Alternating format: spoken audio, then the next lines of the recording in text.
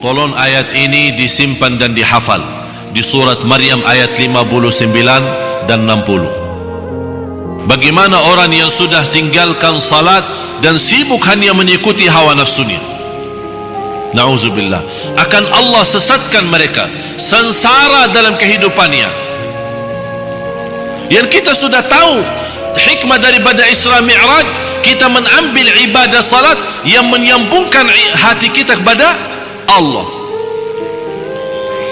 Bagaimana Rasul Isra Mi'raj dengan ruh dan badan, kita bisa setiap salat Isra Mi'raj dengan ruh dan badan, sambil ruh kita naik bisa tembus 7 langit dan bisa dengan nyambung dengan cahaya Allah di langit.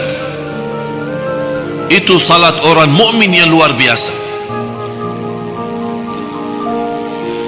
Tunggu apa lagi wahai umat Islam?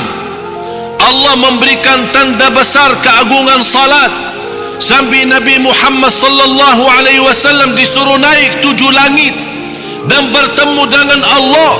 Itu cukup tanda besar salat itu sangat agung. Tunggu apa lagi? Yang Allah memberikan tanda besar 50 dikurangi menjadi 5 waktu, tapi tetap pahalanya menjadi 50. Tunggu apa lagi?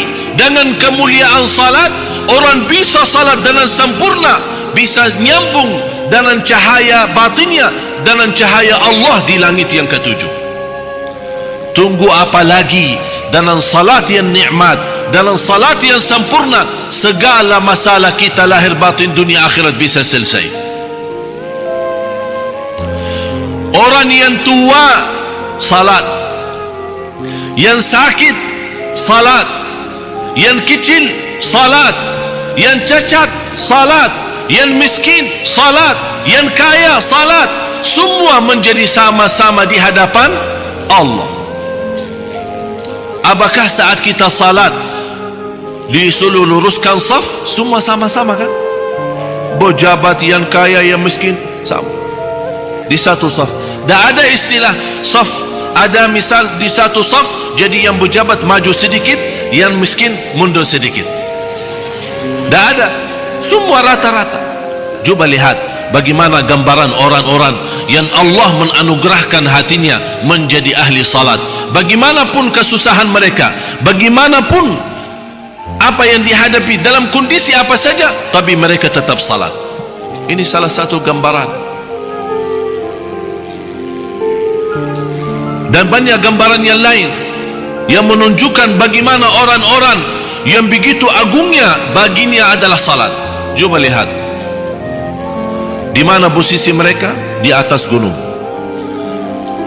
Begitu masuknya waktu salat, dia tidak mencari alasan sampai saya turun ke bawah, atau saya mencari masjid, atau saya mencari musalla. Semuanya salat. Dan saya mengingatkan dengan gambaran ini, jagalah salat bapa ibu sebelum disalati, dan masuklah masjid dalam keadaan sehat walafiat sebelum nanti terpaksa masuk masjid. Tahu terpaksa masuk masjid? Ini waktu salat jenazah. Mau tidak mau akan. Tapi sayang sekali kalau kita masuk dalam terpaksa. Beda sama orang masuk masjid dengan senang hati. Beda orang yang datang ke masjid dengan rasa cinta kepada Allah, dan dia membawa segala masalah dunia ini. Begitu masuk masjid, sudah betul-betul pusing dan stres masalah dunia, keluar dari masjid, Allah mengganti dengan ketenangan yang luar biasa. Itulah salat. Coba lihat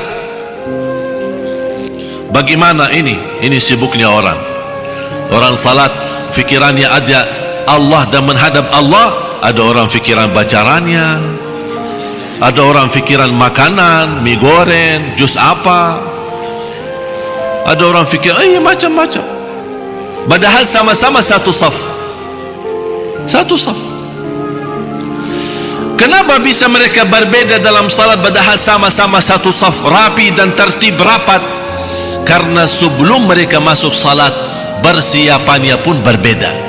Oleh karena itu di dalam salat Allah memberikan tingkatan yang berbeda. Jadi saat anda mau masuk salat, tolong punya sikap yang sempurna dan persiapan yang cukup istimewa untuk menghadapi Allah. Baru anda akan rasakan, ya Allah, nikmat itu salat. Bagaimana lihat anak-anak kecil, terus gambar ini, lihat dekat pantai di saat gelap sendirian, tapi tidak menjadikan alasan untuk tinggalin salat, malah dia salat biarpun dia sendiri. Ini di atas sungai salat, orang-orang di terminal salat, di dalam pesawat walaupun susahnya mereka mencari tempat untuk tetap salat. Anak-anak santri menjaga salat. Kita bangga melihat umat Islam. Kapan saatnya peristiwa Isra Mi'raj yang di mana-mana dirayakan di Indonesia, padahal harus kita fahami tidak ada di dalam Al-Quran, ya ayyuhalladzina amanu rayakan Isra Mi'raj. Tapi yang ada di dalam Al-Quran, wa aqimus salat wa atuz zakah. Tidak ada perintah untuk kita merayakan Isra Mi'raj, tapi yang ada perintah mendirikan salat.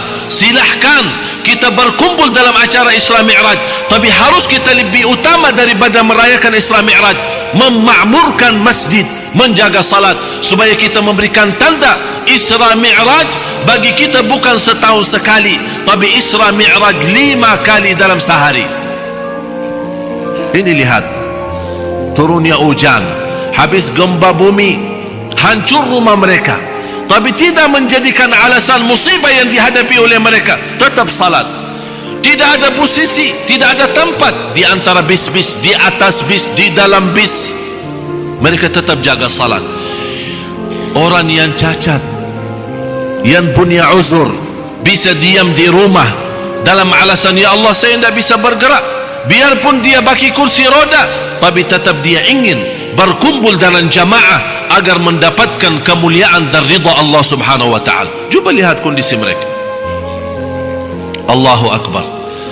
Bapak ibu jamaah sekalian, saya mengingatkan sekali lagi, menjadi ingatan terakhir, saya tidak tahu apakah kita masih punya umur bertemu dalam pertemuan yang akan datang, saya tidak tahu.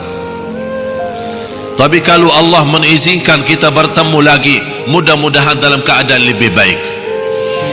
Kalau tidak mengizinkan karena dipanggil oleh Allah dan meninggal dunia, saya mengharapkan Bapak Ibu, ini nasihat menjadi pesan terakhir dari saya untuk Bapak Ibu. As-salah, as-salah wa ma malakat aymanukum. Salat, wasiyah yang terakhir dari Nabi kita untuk umatnya. As-salah, as-salah ummatku, as-salah, as-salah ummatku, as-salah, as-salah ummatku. Saya mohon jamaah sekalian, marilah kita sama hidupkan cinta salat. Marilah kita sama-sama bangkit salat yang indah, memakmurkan masjid, bukan dalam hari tertentu atau di malam tertentu, tapi kita menjadikan masjid ini memang segalanya bagi kita, yang terutama dalam kehidupan kita di dunia. Kalau kita ingin Allah memberikan kebahagiaan dan keselamatan, jangan sampai lagi menjadi masbuk. Sudah lama jadi masbuk, sudah lama jadi masbuk. Cuba kita praktik bersama hadis Rasulullah SAW yang sahih. Barang siapa yang menjaga salat bersama takbiratul ihram bersama imam selama 40 hari, akan mendapatkan 2 kebebasan: bebas dari neraka jahannam dan bebas dari kemunafikan. Allahu Akbar. Ayah saya menceritakan, alhamdulillah tidak pernah selama 30 tahun mendengar azan di luar masjid. Maksudnya apa? Sebelum azan sudah ada di masjid. Malah kita mendengar azan, kita lagi makan, Keburu mau masuk masjid. Keburu apa? Belum ikamat sih. Tunggu dulu. Masih nunggu ikamat. Inilah yang membuat kita malas sedikit demi sedikit, karena kita tidak menghargai dari waktu azan. Lama-lama jadi kebiasaan masbuk.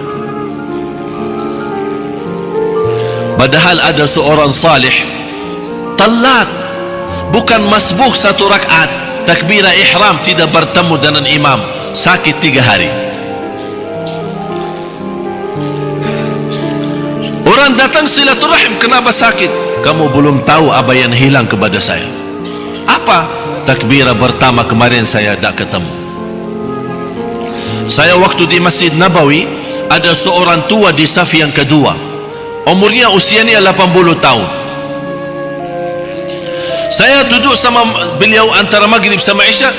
Antara maghrib sama isya dia nangis terus, nangis saja di saf yang kedua di Masjid Nabawi. Posisinya kurang lebih di kanan imam. Begitu dia mulai mendiam, saya berkata, mohon maaf Syekh, mungkin apa yang kita bisa bantu? Saya lihat nangis luar biasa, mungkin ada masalah apa. Dia nangis lagi dan dia tunjukkan jarinya kepada saf pertama.